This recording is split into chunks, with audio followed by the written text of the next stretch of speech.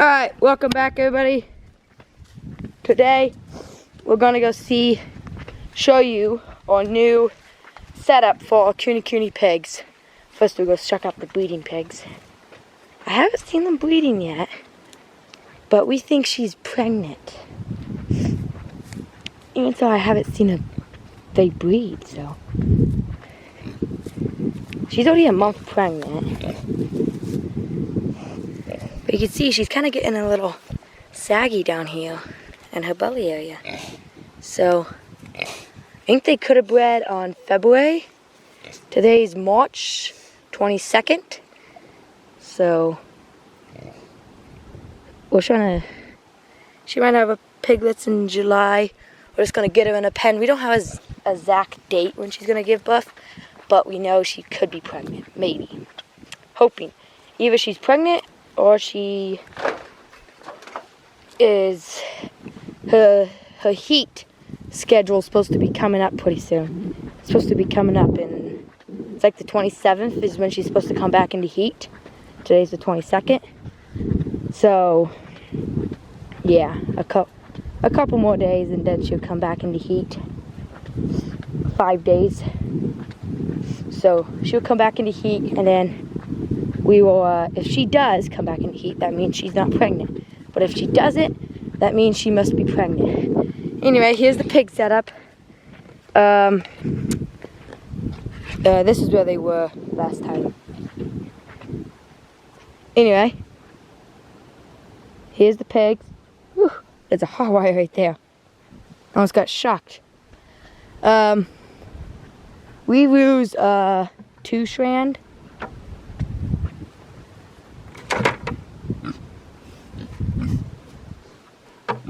I mean 3 strand, getting confused. 3 strand, because these guys haven't been on wire. There you go. And they kind of like to root.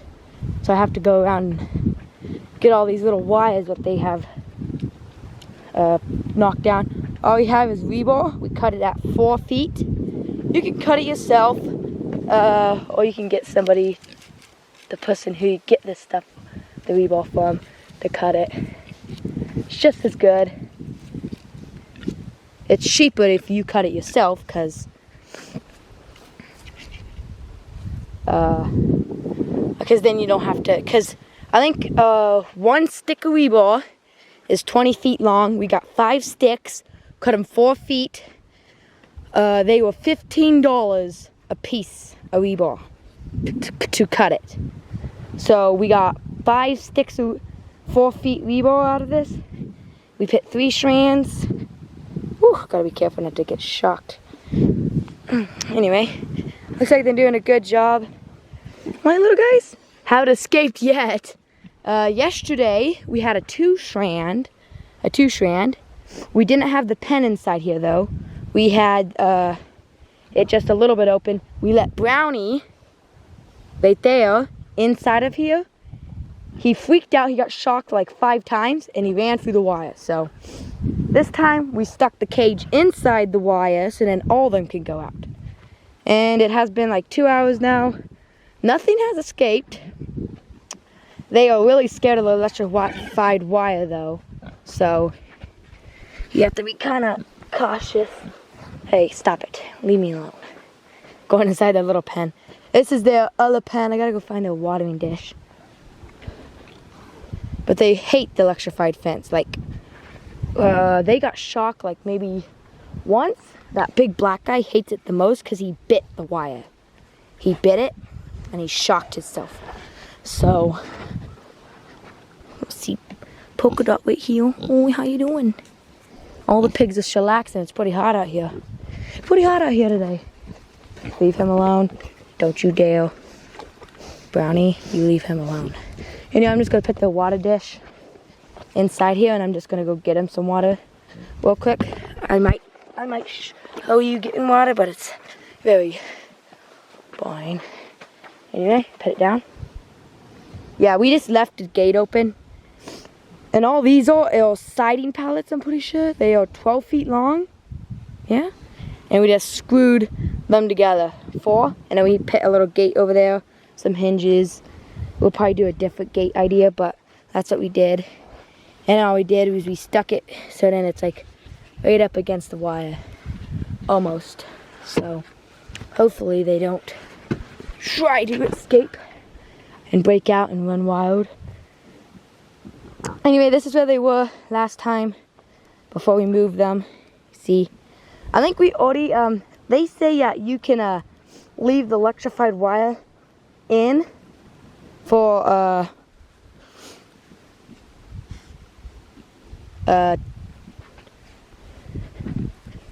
2 weeks, just strain them to it. Leave it in there for 2 weeks and stuff to let them strain, or a week to just let them get shocked by it and strain before putting them in a pen with just wire. So how you do that is, what we did here is we called this thing the Shracko wagon. It's almost like a Shractor, but Shracko. Anyway, that door was closed, and all we did was just run a wire from here to there, turned it on. When the pigs came over, they shocked themselves, and now, and it been like 2 days. We left it in there a little bit. No, it actually already has been, 2 days. Because yesterday, we put the hot wire in there, and they shocked themselves. And then today, we decided to put them in to see how they do. And hopefully none of them escape, break out. Doesn't look like any of them have. You can tell there was dirt on the wire, and that could cause for a breakout, like they escape, because it's a big enough opening that Peanut might dart through it, the littlest piglet or something. But I went over there and I pulled it back up and stuff. Anyway, we'll go check out Mama P over here.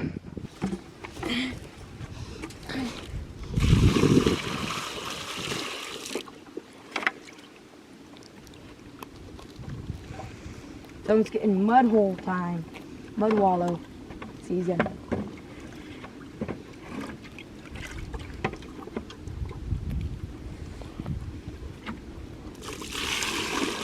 Okay, there we go. Anyway, since she's drinking, I'll show you. I guess she could be getting a little pregnant because her belly's getting a little big down there. So hopefully she has some piglets in 3 months. That will be in... She's not going to have piglets until June? July? Because if we're in March right now, let me think. If we're in March right now, April, February, March, May, June, July, I don't remember. Anyway, she'd be having piglets around that time. It's actually going to be pretty hot around that time too, because May is when we turn out the cows on green grass, and then I think June or July is pretty hot. So yeah, you can see it. We have wire right here a little bit. You can't really see it, but you can see the ribbons. Well, now you can see it. This was where Mom P and the ball were gonna go in here, but I don't know. I don't know if we're gonna do that. We might not. I don't know, but she's getting a little pregnant, Lily. I'm gonna set you up on a bucket. See if these guys get these guys some water. Alrighty, I'm gonna see if you guys can see. You guys can probably see a little good.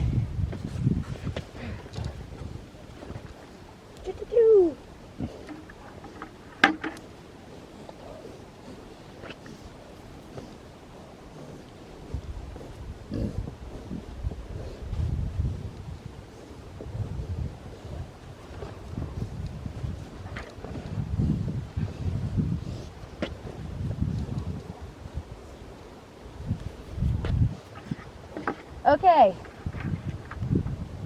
almost got shocked right there. And right into the wire. I wasn't even thinking.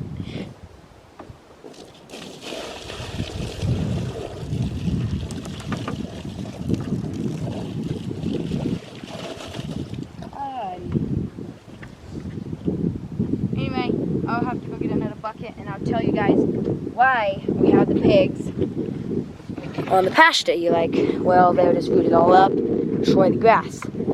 Well, the grass that they on right now is sheet grass. So it's not, like, when it gets dry, it's not edible. So what we're thinking is if you go to online and you look it up, I think they say you have to plow it 6 inches and then it will die, and then some of the grass will try to come back.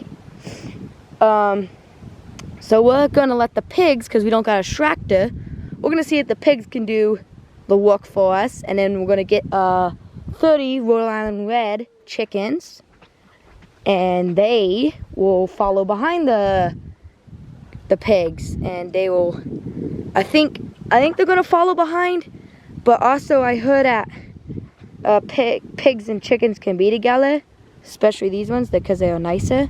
So I guess maybe they can be together, but we might just have them come behind and scratch and root it up, and scratch and peck around and scratch it up and fertilize it. So then hopefully those pigs, I think, are digging a mud hole. So I better go get some more water. I think they're going to be on that little paddock, hoping that they will root up the sheet grass, and then they are kind of eating it too. So if they eat it, we're going to move them. So almost this whole field, this is the thickest patch of sheet grass is over in this area. And then there's some grasses in there. And then all the way down there is sheet grass. So they're going to be on here for a while. So basically those feeder pigs are going to be on the pasture for a long time. They still get fed peas.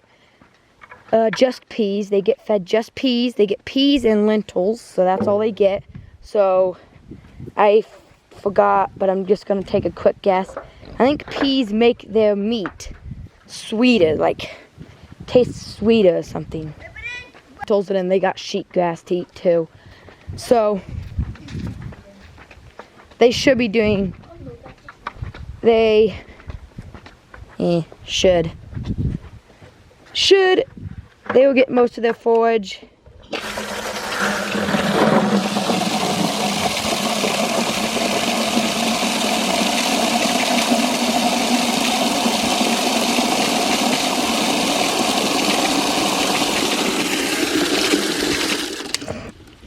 They'll get tons of forage and eat sheet grass and do what we want them to do.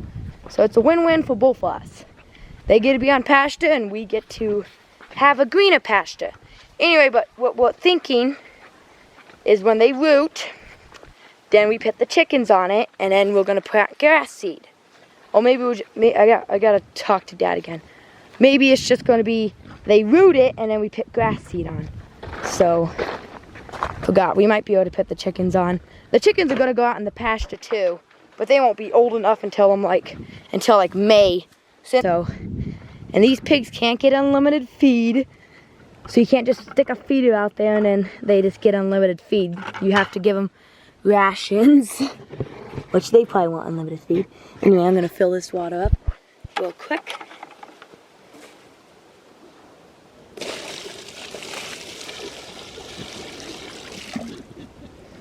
Anyway, give them some water to roll around in. It's kind of a hot day. Yesterday was, I think, hotter. So, yeah, they're going to dig a mud hole. I want them to dig a mud hole in here. You can see, oh, and you can't just, like you would think, just take them off now. They still got this little section, but take them off now, but you can still see there's little grass pieces. And those can replant, because I'm not all the way done. So we're gonna leave them in here until that's like, oh, the grass in here is all gone, it just looks like dirt. And then we'll move them to the next area. And how we're moving them is, all we do is we lock them inside this wooden pen and then take down the old fence and then just move, let's start or something.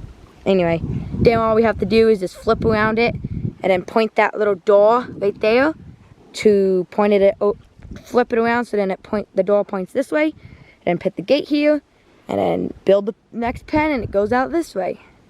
We're gonna start walking them this way. I know we can walk them this way, but I'll show you something. Even so, we're gonna plant grass seed over it. You can still see this in grasses. There's a little bit of grass, but not a lot. You can see there's some. right here, there's a little bit, the tall stuff. So that's why we're not gonna fully pit them over this area, but we probably will, and then just pit it over, and then just move them clockwise. So we might just move their pen so then the door is facing towards us, and then put their fence out this way. That's how we can probably do it or something. Anyway, hopefully they do. It's funny because when we were moving them, they used to be all the way over here.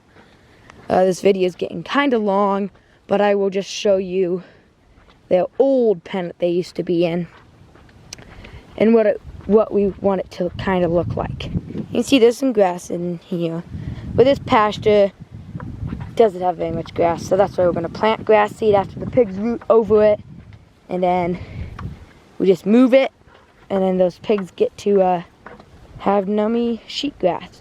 Well, probably ain't that nummy, but they probably like rooting. Anyway, here's one of the pens. This one isn't as demolished or root up as we want it. You can still just see there's some grass spots.